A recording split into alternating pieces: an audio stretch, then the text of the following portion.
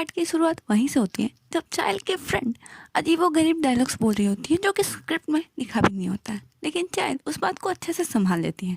फिर जब इन लोगों का रिहर्सल ख़त्म होता है तो राइटर पूछती है कि अरे ये लाइन तो लिखी नहीं थी, फिर आपने कैसे बोल ली? तो चाइल्ड के फ्रेंड कहती है कि वो क्या है ना कि मैं और चाइल्ड बहुत ही ज़्यादा दिनों से अच्छे फ्रेंड्स हैं, इसीलिए मैं चाइल्ड को अच्छे से समझती हूँ। फिर ये लोग आपस में बहुत सारे डिस्कशंस करते हैं और ये सीन यहीं पे कट हो जाता है। फिर चूंकि ये फर्स्ट डे होता है तो सभी लोगों की फोटोशूट चल रही होती है, तो हमारी चाइल्ड और हमारा चिकना चमकीला थोबड़ा लियोन ये दोनों आपस में फोटोशूट करा रहे होते हैं। फिर चाइल्ड को कहा जाता है कि फर्स्ट मेन लीड के साथ भी उसे फ़ोटो खिंचानी है जो कि डोहा होता है। फिर डोहा भी चाइल्ड के साथ फ़ोटो खिंचाने आता है और डोहा याद कर रहा होता है कि उसके फ्रेंड्स ने कहा था कि चाइल्ड तो बहुत ही ईजी गर्ल है और अगर तुम थोड़ा भी सा भी हिंट दोगे तो वो जरूर तुम्हारे साथ डेट पे जाएगी। फिर डोहा यही सोचकर चाइल्ड के कमर पे हाथ रख देता है जिससे चाइल्ड काफ़ी अनकंफर्टेबल हो जाती है और हमारा लियोन ये सारी चीज़ें देख रहा होता है। फिर वो फटाक से इन दोनों के बीच में घुस जाता है और कहता है कि चलो चलो हम सब ग्रुप फ़ोटो लेते हैं, और फिर वो सबको बुलाकर ग्रुप फ़ोटो लेने लगता है। उसके बाद जब लियोन चाइल्ड से बात कर रहा होता है तो चाइल्ड की फ्रेंड उसे घूर घूर कर देख रही होती है। फिर ये सीन यहीं पे कट हो जाता है और एक सीन दिखाया जाता है जहाँ पे चाइल्ड बहुत ही सीक्रेट एजेंट की तरह तैयार होकर छुप छुपा के जाकर एक कार में बैठती है और हमें पता चलता है कि उस कार में तो हमारा इजुन भाई साहब बैठे हैं। फिर चाइल्ड उससे पूछती है कि मैं लग रही हूँ ना एकदम सीक्रेट एजेंट के जैसी? तो इजुन कहता है अरे हाँ हाँ, तुम तो जेम्स बॉन्ड की नानी लग रही हो, नानी। उसके बाद ये लोग मूवी देखने चले जाते हैं तो इजुन चाइल्ड से पूछता है कि क्या तुमने कहा था कि तुम्हें ब्लैक विंडो देखनी है ना? तो चाइल्ड कहती है कि हाँ हाँ मुझे वही देखनी है। फिर सामने एक मूवी का पोस्टर लगा होता है जिसका नाम होता है ब्लड नाइट और इजुन कहता है लेकिन मुझे तो यही फिल्म देखनी है। फिर चाइल्ड कहती है कि एक वैम्पायर वैम्पायर वाली मूवी देखना चाहता है। गजब स्टोरी हो जाएगी ये तो। फिर इजुन कहता है कि ठीक है फिर मैं टिकट्स लेके आता हूँ। तो चाइल्ड कहती है कि मैं पॉपकॉर्न लेके आती हूँ। तो इजुन कहता है नहीं नहीं तुम मत जाओ, तुम आराम से बैठो, मैं सब कुछ लेके आता हूँ ना। फिर चाइल्ड वहाँ पे बैठ जाती है और इजुन टिकट्स लेने चला जाता है। तो उसके बगल में दो कपल बैठे होते हैं और वो लोग आपस में बात कर रहे होते हैं कि यार वो लड़का कितना हॉट है, पीछे से भी कितना अच्छा लगता है। तो उसमें से एक लड़की कहती है कि लगता है कि ये इजुन सीओ है। तो कहते हैं हाँ, वो यहाँ पे क्या करने आएगा।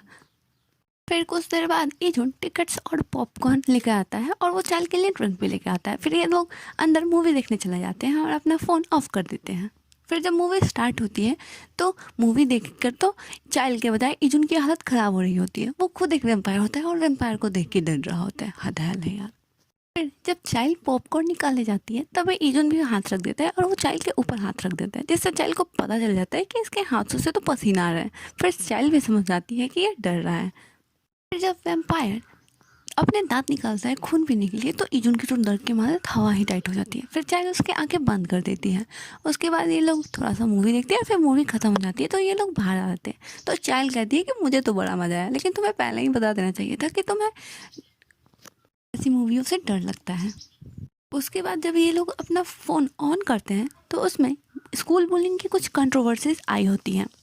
फिर ये सीन यहीं पे कट हो जाता है और सेरा का सीन दिखाया जाता है जहाँ पे सेरा अपने और यून के बारे में चाइल्ड को बताना चाहती थी लेकिन वो बता नहीं पा रही होती है। फिर वो अपना एक स्कूल एल्बम निकालती है जिसमें वो अपनी और चाइल्ड की बहुत सारी मेमोरियों को देखकर याद करती है।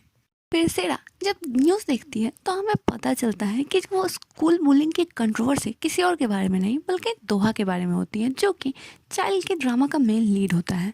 फिर ये सीन यहीं पे कट हो जाता है और चाइल्ड और इजुन पे सीन शिफ्ट होता है जहाँ पे चाइल्ड इजुन को कहती है कि मुझे जल्द ही यहाँ से जाना होगा, और फिर इजुन को भी एक कॉल आ जाता है जहाँ पे उसके एजेंसी की सीईओ उसे कॉल करके उसके पास बुलाती है। फिर ये लोग कार में बैठ जाते हैं तो इजुन चाइल्ड से कहता है कि देखना ये स्कूल बुलिंग की बात सही नहीं होगी। तो चाइल्ड कहती है कि मुझे भी ऐसा ही लग रहा है कि शायद ऐसा ही हो, क्योंकि मेरे बारे में तो पहले से ही कंट्रोवर्सीज़ है, अगर मेल लीड के बारे में भी कंट्रोवर्सीज हो जाएंगी तो फिर मेरे ड्रामा का क्या होगा। और चाइल्ड बहुत ही ज़्यादा परेशान होती है। फिर चाइल्ड इजुन से कहते हैं कि मुझे माफ़ कर दो क्योंकि मुझे तुम्हें ऐसे ही छोड़ के जाना पड़ रहा है। तो इजुन कहता है कि कोई बात नहीं, ये तुम्हारे काम से रिलेटेड है तो तुम्हें जाना चाहिए। फिर चाइल्ड इजुन से कहती है कि मुझे ऐसा लगता था कि अकेले इंजॉय करना बहुत ज़्यादा अच्छा होता है, लेकिन तुम्हारे साथ टाइम बिता के मुझे ऐसा लगा कि एक पार्टनर हो तो और भी अच्छा होता है। फिर इजुन कहता है कि हाँ मुझे भी ऐसा ही लगता है। फिर ये लोग अपने डेस्टिनेशन पे पहुंच जाते हैं तो चाइल्ड कहती है कि थैंक यू फॉर राइड। तो इजुन कहता है कि रुक जाओ, और फिर वो अपने मास्क और कैप हटा देता है और चाइल्ड को कहता है कि मैं बहुत जल्दी से ख़त्म कर दूंगा, और फिर वो चाइल्ड के पास जाता है और उसे नेक पे बाइट कर लेता है। उसके बाद इजुन कहता है कि चाइल्ड तुम पिछली बार बहुत ही ज़्यादा घबरा गई थी ना, इसीलिए मैंने अचानक से कर दिया। फिर चाइल्ड कहती है कि अच्छा किया, डॉक्टर्स भी जब अचानक से इंजेक्शन दे देते हैं तो वो अच्छा होता है। चाइल्ड इजुन को थैंक यू बोल के कार से उतर जाती है और वो वहाँ पर बैठ के काफ़ी शर्माने लगती है। फिर सीन इजुन की एजेंसी में शिफ्ट होता है जहाँ पे उसकी सीईओ उसे बताती है कि तुम्हारे लिए ना एक नए ड्रामा का प्रपोजल आया है, और वो कोई और ड्रामा नहीं बल्कि माई फेवरेट आइडल ही होता है। वो कहती है कि जो कि इस ड्रामा के मेन लीड के बारे में बहुत ही ज़्यादा कंट्रोवर्सी चल रही है और अभी तक इसका एक भी एपिसोड शूट नहीं हुआ है, इसलिए वो लोग तुम्हें दोहा से रिप्लेस करना चाहते हैं, तो क्या तुम इसके लिए तैयार हो? तो इजुन कहता है कि हाँ क्यों नहीं, भला वो क्यों ही तैयार ना हो, चाइल्ड का काम और वो मना कर दे, ऐसा तो हो ही नहीं सकता। फिर इजुन की मैनेजर पूछती है कि आजकल तुम्हारा चेहरा कुछ ज़्यादा ही नहीं चमक रहा। तो इजुन याद करता है अपने और चाइल्ड के बारे में और फिर कहता है अरे नहीं, मैं तो बचपन से ही खूबसूरत हूँ। फिर ये सीन यहीं पे कट हो जाता है और इजुन अपने घर पे जाता है और चाइल्ड को फ़ोन करके बताता है कि वो उसी के ड्रामा में मेन लीड के तौर पे आने वाला है। फिर चाइल्ड कहती है कि अच्छा ही हुआ, और फिर वो सोचती है कि दुआ का बर्ताव उसके साथ बिल्कुल भी अच्छा नहीं था। तो वो कहती है कि मुझे वैसे भी वो दुआ पसंद नहीं था। तो इजुन पूछता है कि ऐसा क्यों? तो चाइल्ड कहती है नहीं, कोई स्पेसिफिक बात नहीं है, बस ऐसे ही। फिर इजुन कहता है कि हम लोग ना अपने डेटिंग को अभी यहीं पे स्टॉप कर देते हैं, क्योंकि चूँकि रूमर्स काफ़ी फैल गए हैं और अगर हम दोनों के बारे में भी रूमर्स आ जाएंगे तो शूटिंग करने में काफ़ी दिक्कत हो जाएगी। इसीलिए हमें इसे अभी यहीं पे रोक देना चाहिए और शूटिंग के बाद फिर हम अपनी डेटिंग को कंटिन्यू करेंगे। तो चाइल्ड कहती है कि ठीक है। फिर इजुन कहता है कि चूँकि हम फिल्मिंग पे तो मिलेंगे ही हम लोग, तो मैं तुम्हें वहीं पे भी बाइट कर लूँगा, हमें एक्स्ट्रा मिलने की कोई ज़रूरत नहीं है। फिर चाइल्ड इसके लिए भी राज़ी हो जाती है। फिर सीन कुछ हफ्तों बाद शिफ्ट होता है जहाँ पे ड्रामा की शूटिंग स्टार्ट हो जाती है। तो चाइल्ड वहाँ के सर में काफ़ी दर्द हो रहा होता है और वो जा रही होती है। तभी हमारा लियोन उसे जाते हुए देख लेता है और वो फटाक से उसके पीछे पहुँचता है तो देखता है कि चाइल्ड तो वहाँ है ही नहीं। फिर वो सोचता है कि अरे ये मिस्टर इंडिया की तरह कहाँ गायब हो गई। लियोन सोचता है कि अरे नहीं नहीं, मैंने तो उसे देखा था, वो सच में यही थी। मैं तो एक चमगादड़ हूँ, मुझे तो रात को भी दिखाई देता है, फिर दिन में मेरी आंखें धोखा कैसे खा सकती हैं?